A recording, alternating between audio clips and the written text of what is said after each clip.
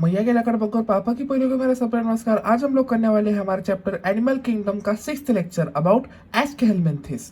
Aschelminthes के बारे में पढ़ने वाले हैं हम लोग। चलिए शुरुआत करते हैं। शब्द को देखते हैं। हमेशा अपन एनिमल किंगडम में जब भी अपन पढ़ते हैं तो अपन उसके शब्द को तोड़ के उसके अर्थ को समझते हैं।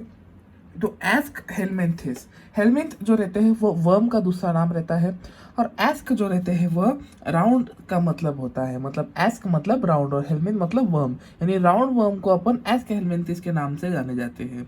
ये जो होते हैं सर्कुलर रहते हैं क्रॉस सेक्शन में।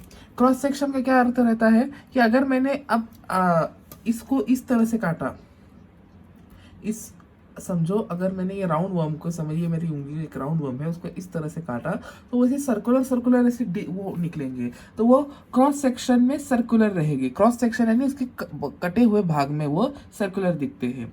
Well developed muscular pharynx, pharynx क्या रहता है? फेरिंग्स अपना लैरिंग्स, फेरिंग्स अपन ने अभी ये आपको बेसिक क्लास 8-9 से आपको पता रहना चाहिए फेरिंग्स क्या चीज़ रहती है। तो इसका developed well developed muscular pharynx आपका एस्क हेलमेंथिस में पाया जाता है। ये पॉइंट एनसीईआरटी का है, एकदम नोट कर लिया जाए कि एस्क हेलमेंथिस में ही आपका वेल डेवलप मस्कुलर फेरिंग्स पाया जाता है। यह जो होता है आपका ट्रिप्लोब्लास्टिक रहता है। ट्रिप्लोब्लास्टिक रहना यानी इसके 3 लेयर रहेंगे, एक्टोडर्म, एंडोडर्म और मीजोडर्म। एक्टोडर्म, एंडोडर्म और मीजोडर्म, एक्टोडर्म, एंडोडर्म, मीजोडर्म। और इसका जो डाइजेस्टिव सिस्टम रहेगा वो एक्सटर्नल रहेगा। एक्सटर्नल यानी एक हॉलो कैविटी के अंदर से डाइजेशन हो रहा है, जिसमें से सारे वो सब सिक्रीशंस हो रहे हैं। ये कोई आपका सेल का साइटोप्लाज्म इस डाइजेशन में भाग नहीं लेता है, ठीक है ना। इसके बाद अगला पॉइंट आता है कि ये जो होते हैं आपके सूडोसिलोमेट्स रहते हैं।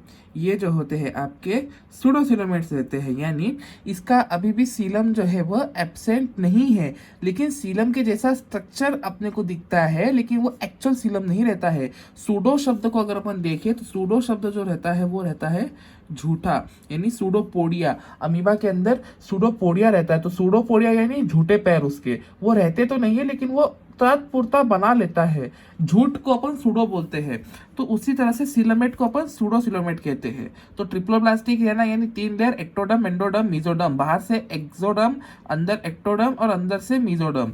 एक्सोडर्म, एक्टोडर्म, मीजोडर्म। मैं वापस से लिख देता हूं, एक्सोडर्म, एक्टोडर्म, मीजोडर्म।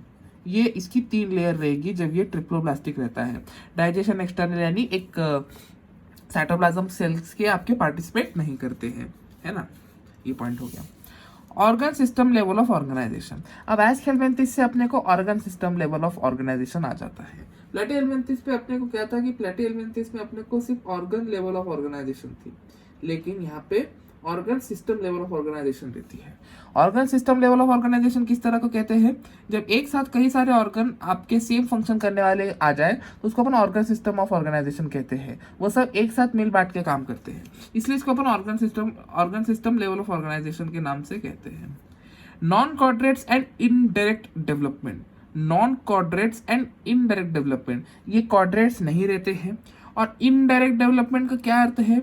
इनडायरेक्ट डेवलपमेंट का अर्थ है कि भैया इनके अंदर आपका जिस तरह से पॉरीफेरा ये सब इनके अंदर आपके जो एक लार्वल स्टेज थी, उसी तरह से एस्क हेलमेंथिस के अंदर भी एक लार्वल स्टेज रहेगी, है ना।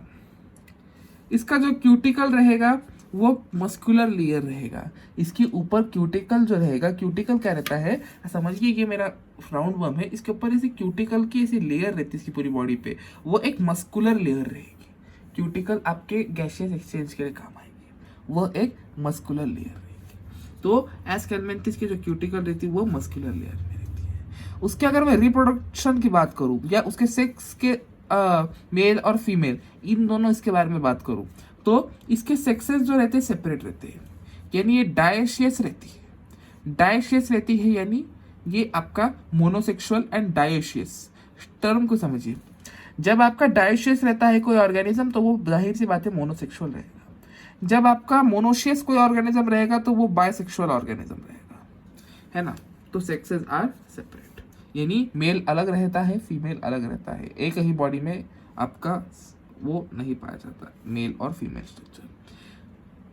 अब कैरेक्टरिस्टिक फीचर क्या रहती है, पहचानना कैसे, दिखते हैं सब एक जैसे है, तो जो मेल रहते हैं वो छोटे रहते हैं, वजन में हल्के रहते हैं, लेकिन जो फीमेल रहती है वो बड़ी रहती है, हाइट में, साइज में, और वजनदार रहती है। बात को समझिए कि जो मेल रहते हैं वो छोटे रहते हैं और हल्के रहते हैं। The male are smaller and lighter whereas the female are bigger and heavier। Diagram की मदद से देखते हैं, जूम करके बताता हूँ आपको मैं। ये एनसीईआरटी का गिवन डायग्राम है आपको। एनसीईआरटी में डायग्राम का नाम आपको क्या दिया है, Aschelminthes round worm. Aschelminthes round worm जो है, इसके अंदर आप देख सकते हैं कि जो मेल है वो छोटा है, साइज में छोटा है, और उसका वजन भी कम है। साइज में छोटा है, वजन भी कम है। लेकिन जो फीमेल है आप देख सकते हैं उसके साइज में वो बड़ी है और वजन भी ज़्यादा है। जो फीमेल एस्केलमेंथिस राउंड वर्म जो होते हैं वो साइज में बड़ी होती है और आपका वजन में भी बड़ी रहती है। तो आप पहचानने के लिए अगर आपको डायग्राम दिया जाए तो याद रखिए फीमेल के लंबे बाल रहते हैं, मतलब कि आदमी के बाल छोटे से रहते हैं। इसको आप ऐसे याद रख सकते हैं। ऐसे मैं एक काम करता हूँ, इसको ऐसे एक ऐसा डायग्राम बना देता हूँ। तो ये औरत हो गई, ये नाक को का बना देते हैं, ये औरत होगी, और ये अपना आदमी हो गया। आदमी के बाल छोटे से रहते हैं, औरत की कैसे ऐसी लंबी जुल्फे रहती है ना, इस तरह से, है ना। ये आपकी लेडीज बन गई, घाघरा वाली, यस, इस तरह से। तो इसके से लंबी जुल्फे रहती है कि नहीं। तो लेडीज आपको, तो फिर फीमेल राउंड वर्म भी कैसे रहेंगे, ऐसी ऐसे लंबी रहेंगी, है ना। लेकिन जो जेंट्स के बाल रहते हैं वो कैसे रहते हैं, ऐसे छोटे छोटे रहते हैं। तो मेल राउंड वर्म कैसे रहेगा, छोटा रहेगा, है ना। चलिए जूम आउट करते हैं।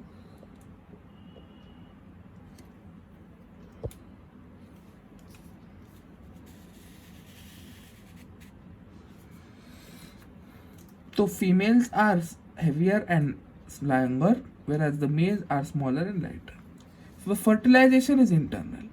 फर्टिलाइजेशन इज इंटरनल का मतलब, जिस तरह से एक्सटर्नल फर्टिलाइजेशन का मतलब ये रहता था कि भैया फ्रॉग्स में जैसा होता है कि वो आपके फीमेल्स है उनके अंडे पानी में रखेंगी और मेल अपना जो स्पर्म रहेगा वो आपका पानी में छोड़ देगा, जिससे वो अपने आप फर्टिलाइज हो जाएंगे,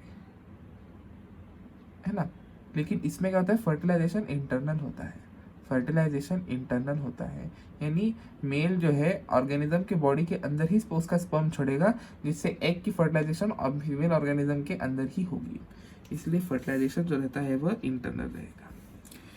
मेल जो होते हैं उसका एनल सर्काई जो रहता है, सॉरी पार्डन मी, मेल जो होते हैं उसका एनल सीटे जो रहता है वो पॉइंटेड रहता है और स्ट्रेट पोस्टीरियर एंड रहते हैं। Male are pointed with anal setae and straight posterior end। Male are pointed with anal setae with straight posterior end। क्या मतलब कि इसका भाई, कहने का इसका मतलब है कि देखिए कि स्ट्रक्चर इस तरह से रहता है। इसका जो ये एनल सीटे है यहाँ पे, ये पॉइंटेड स्ट्रक्चर है, ये आपका मेल्स में होता है, पॉइंटेड एनल सीटे रहेगा। और इसका जो पोस्टीरियर एंड यानी ये है वो स्ट्रेट है। आप देख सकते हैं कि इस तरह से स्ट्रेट है ये पोस्टीरियर एंड, है ना।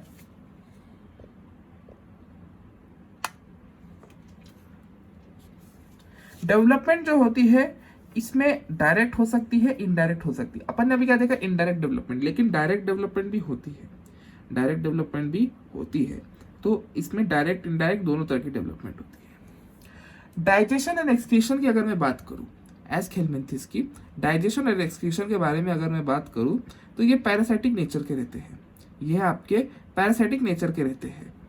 आपका पैरासाइटिक नेचर के रहेंगे तो कैसा रहेगा, ये होस्ट ऑर्गेनिज्म से न्यूट्रिएंट्स को अपना अर्जित करेंगे, न्यूट्रिएंट्स को आपके सक करेंगे, है ना।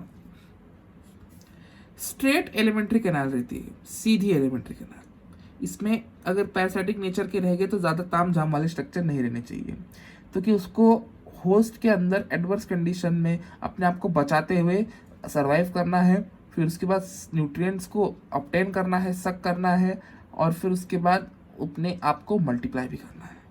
तो उसको स्ट्रेट एलिमेंट्री कैनाल रखनी पड़ेगी, ज़्यादा कॉम्प्लिकेटेड एलिमेंट्री कैनाल वो रख नहीं सकता। एक्सक्रीशन इज बाय सोलानोसाइट या रेनेट सेल। बहुत जगह पे सोलानोसाइट दिया गया है, एक एडवांस बुक्स में, सादी बुक में रेनेट सेल्स दिए गए हैं, है ना। तो एक्सक्रीशन आपका सोलानोसाइट के द्वारा भी होता है, रेनेट सेल द्वारा भी होता है, ठीक है ना। तो पॉइंट याद रख सकते, नीट 2023 में फाइलम रिलेटेड एक्सक्रीशन के ऑर्गन्स आए थे, तो ये पॉइंट एकदम नोट करा जाए, ठीक है ना जी। Anaerobic and endoparasitic adaptation. Anaerobic यानी ऑक्सीजन के बिना भी ये जीवंत रहते हैं, और एंडोपैरासिटिक यानी होस्ट के अंदर ये पैरासिटिक फॉर्म में रहते हैं, होस्ट के अंदर ये पैरासाइट का काम करते हैं। तो एडेप्टेशन कैसा रहता है इनका? एनारोबिक यानी बिना ऑक्सीजन के अपने आप का एनर्जी प्रोड्यूस करना, और एंडोपैरासिटिक एडेप्टेशंस। एग्जाम्पल्स की बात करें, अभी सिर्फ एग्जाम्पल मैं आपको पढ़ के बताता हूँ। इसके जो ट्रिक रहेगी एग्जाम्पल्स की, उसको हम लोग एक सेपरेट वीडियो, जैसे मैं हर वीडियो में कहता जा रहा हूँ, उसके लिए एक सेपरेट वीडियो बनेगा।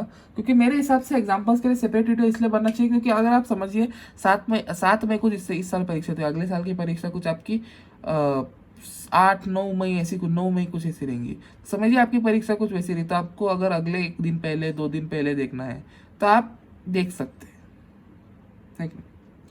एग्जाम्पल इसके एंक्लोस्टोमा का is that is also known as hookworm, Ascaris also known as roundworm, Wuchereria that is also known as filarial worm, Trichinella it is also known as trichina worm.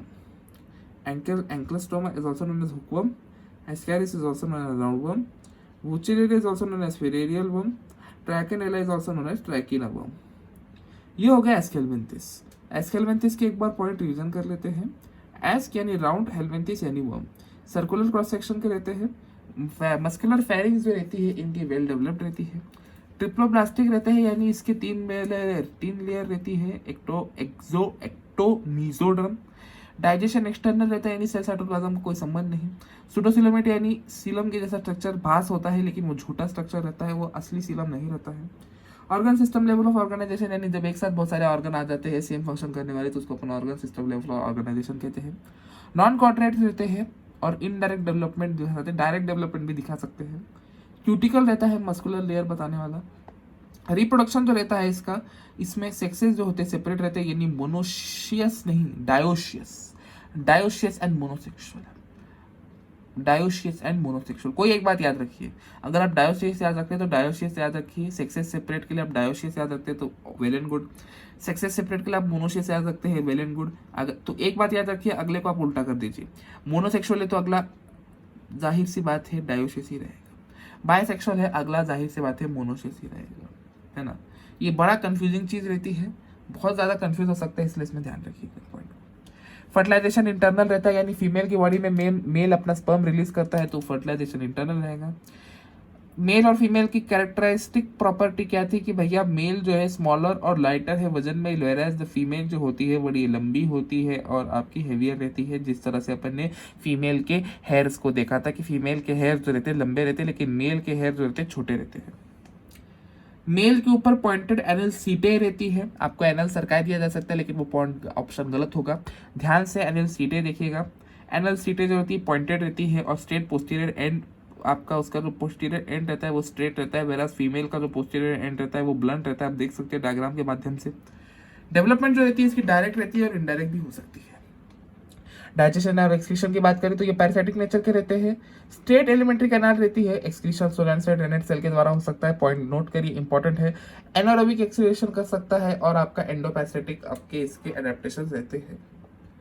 इस तरह से अपन ने Aschelminthes का lecture खत्म कर लिया है। अगले लेक्चर में अपन देखेंगे आपके एनालिट्स के बारे में। तो तब तक के लिए thank you very much for joining today's lecture. I hope आपको ये लेक्चर पसंद आया होगा। लेक्चर को पूरा देखिए, रिलेटेड एमसीक्यूज को सॉल्व कीजिए और आपको कोई डाउट्स है तो कमेंट सेक्शन में ज़रूर पूछिए और शेयर तो ज़रूर कीजिए आपके दोस्तों के साथ। धन्यवाद आज के लेक्चर में आप सभी के जुड़ने के लिए।